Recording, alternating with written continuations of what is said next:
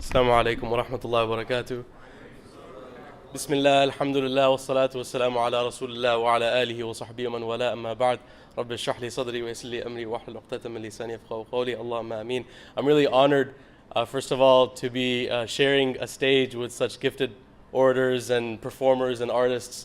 So really just give yourselves a round of applause because you guys are amazing, mashallah. I'm not even nearly as poetic as the rest of you, but I can try to be a little rhythmic. Maybe if I say something cool, you can clap if you really want to, but I don't have the same kind of talent that many of you do, but I'll do my best, inshallah ta'ala. Brother Saif actually tried, to make me nervous right before I went. He said, this better be a good speech, Abdullah, but I'll do my best. So I want to begin with a story. So you saw a heartwarming, maybe even a heart-wrenching video about a bunch of refugees in Syria, in Jordan from Syria and from Palestine. The issue right now is that when we talk about refugees, we're talking a numbers game. And the issue with that is that when you put a number on someone's head, you don't see them as a human being anymore. There's a reason why certain genocides, certain different systems that were put into place to marginalize and disenfranchise groups of people had a system where they ascribed a number to people so that people stopped seeing them as people. So when you hear the refugee crisis and you hear about 1 million refugees that are being displaced, or 6 million refugees that are living in Jordan, or 7 million refugees that have fled from their country, that's meant to make you care a lot less. And the main thing that we all need to be approaching this topic with is just a little bit more care. And just having a little bit more care can go a long way. So the story that I wanted to share is 2 years ago, I went to Jordan for a month with Helping Hand for Relief and Development. And while I was there, I and a bunch of other brothers were tasked with every single day feeding about 400 people for iftar and giving them dinner and giving them about 120 pounds worth of non-perishable food items. And then during the daytime, we would travel, we would go somewhere, go to a refugee camp, talk to people, document our experience, come back, and then share it with everyone else. I just wanted to share the stories simply because those people cannot share their own stories with you. I just wanted to share the stories of one or two people. One was a woman who was the mother of 5 children. And we met her in a camp called Mafraq, which is about 2 kilometers away from the Syrian border. And she said that it's so hurtful already because home is so close by and they can hear the sounds of home with bombings and other kinds of sounds that come just along the borderline. So this woman had 5 children and she was living in this small tent made out of sticks and cloth that was ripping apart.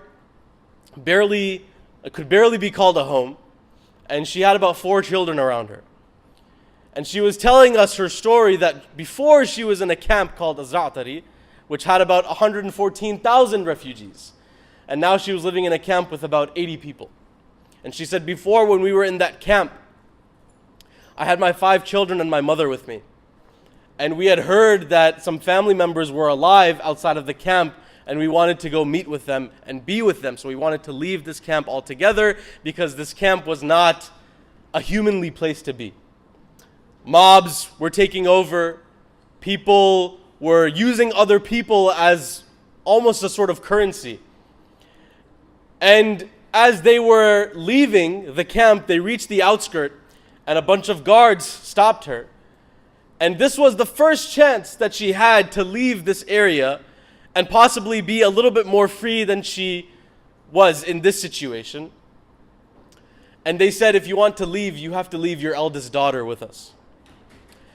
And she turns around and she looks at her family, takes a look at her kids, looks at her daughter, and her daughter says, leave me, go. There's nothing for us here. The only thing you can do is leave me here. And so she turns around, hugs her kids, hugs her daughter, and she walks. And that daughter, who was 14 years old, was left there with those dogs. And then she left. And it turns out there was no family for them to meet. They were also gone and with their Creator. Another story that I wanted to share was when we landed in that desolate area. It looked very deserty. There was no green. It's exactly how it is in real life. It's exactly how it is beyond just that little video that you saw right there. That entire area is so desolate, so plain, and so sandy that it's even hard to speak when you're just moving around or walking around. It's the sand just goes straight into your throat and straight into your lungs. So we dropped down, we jumped off a truck, we dropped down, and we had a bunch of non-perishable food items, 120 pounds worth, and we started walking into this camp of 80 people, and we were just giving it out to different people. And this old man walks up to me, and he speaks in Arabic, and I don't know much Arabic, and all I understood from that was just come with me, I'm going to show you where my house is. So my friend Haris and I, we walk with this man. And we walk for about maybe 200-300 yards, and as we're walking, we're passing by a bunch of different tents that people call home, that people have called home for 5 years. We passed by a bathroom which was 2 sticks coming out of the ground and a rag draped over it with a hole right behind it. We passed by a tent where there was a baby. You could see every single rib on that baby's body, and there were bugs flying over it, no parent in sight, and the child is just laying there asleep in peace. And we just kept walking, and we're just getting hit like so hard with the scenery and the imagery and the people who weren't living lives like people, because that's not even a kind of life you would give to an animal. And we kept walking, and the uncle, the ammu, he tells us to put the food down. He grabs our hands, he pulls us close, and he wasn't even that old. It's just the fact that the dust had sort of become a part of his face and his body, and it was cracked. It just made him look 20 years older than he probably was. And he just said, I love you guys for the sake of Allah. And thank you so much for coming here today, and I'll always remember you. Kisses me on the cheek, kisses my friend on the cheek. We start sobbing, and we're walking away thinking, how could I possibly live a life like the one I live right now?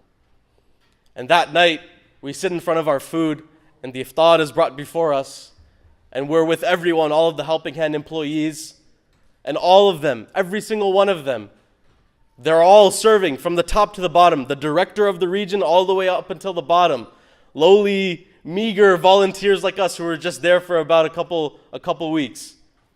And they eat the same food that they give the refugees. So we all sat down, we had that same platter of food that the refugees were given, and we couldn't even put a single bite of food into our mouths. And one of the other guys just kept throwing up all night. And it was just that bad. It was just, everyone was just in a horrible state. And really, it's like the sister said, you can't learn this from textbooks and from classrooms. And you can only learn this from actually going there and seeing it for yourself. You can only learn it from seeing these children, from holding them in your arms. And what does Rasulullah sallallahu alaihi wasallam tell us? He tells us that if you want to soften your heart, you rub an orphan's head. Because that tells you something. It tells you that no matter what problems I might have, it can't possibly be as bad as this child is going through. Right? Like I'm here standing in front of you guys worrying about the work that I have to get done when I go home, and other people in this world, 153 million in fact, orphans, are wondering about where they're going to get their next meal. And that's just not simply the life that I've ever known. Alhamdulillah. And all we can say is Alhamdulillah. Qul Alhamdulillah. Say Alhamdulillah. But that's the reason why I'm standing in front of you today. I'm not a really good fundraiser. I don't love asking people for money. The only reason why I do it, and the only reason why I do it with select organizations, is because I believe in their vision, and I believe that the only way you can alleviate some kind of cyclical nature like poverty is, like the situation that these people are in, is just by asking people to play a role in that and to give whatever that they can. And in fact, the very first organization I ever donated to was Helping Hand for Relief and Development. At that time, I was like 16 years old, and I had a couple dollars in my pocket, and I said, you know what? Donating to an orphan today is a lot more is worth way more than just getting chips and soda from a vending machine. And it totally is. It's worth more than getting your coffee in the morning. It's worth more than, I don't know, buying a book from Barnes & Noble, or whoever even goes there anymore, I don't know. It's worth more than so much more that we do on a daily basis. It's worth more than, spending your life in complete pleasure and happiness while neglecting your actual brothers and sisters. And it's not just your brothers and sisters in Islam, it's your brothers and sisters in humanity. Because Rasulullah sallallahu alaihi wasallam was not sent to us as a mercy to us as Muslims, he was sent as a mercy to all of mankind, to all creation, to all of the worlds, to everyone. And we belittle his vision, we belittle his mission, we belittle that inheritance that he gave us by saying, I only care about the Muslims. I only care about helping the Syrians. I only care about helping the Palestinians. I only care about helping the Pakistanis or the Indians. And it's way more than that. Your life is worth way more than that. And if you want to call yourself an ambassador of the deen, you got to raise your hand and say, I volunteer myself to do something, to make a difference, to be a part of something great and bigger than me. So the actual program that I'm asking for funds for is for the Orphan Support Program. Organizations like Helping Hand are probably putting in $4 or $5 million a year into this program, and you're only able to help about 10, 15,000 orphans at a time in a single year. There's 153 million orphans in the world. In order to take care of all of them, if it only costed $1 a day, it would take $55 billion to change their lives for a year. And that's an insane number to work with. Insane. But at least on the day of judgment, when you stand before your Creator and He asks you, what did you do with that $1 I gave you today? And you say, Ya Allah, I didn't have $55 billion in my pocket, but I had $1 and that's all I had, and I gave it free sabilillah for no extra cost. I sacrificed that. I sacrificed everything because I believed in something. I believed that this could go a long way. And I changed the life of one orphan. So remember that, inshallah. Wa jazakumullahu khair. Wassalamu alaikum wa rahmatullahi wa barakatuh. May Allah subhanahu wa ta'ala help us all. Thank you guys so much. I really love your artwork and your piece.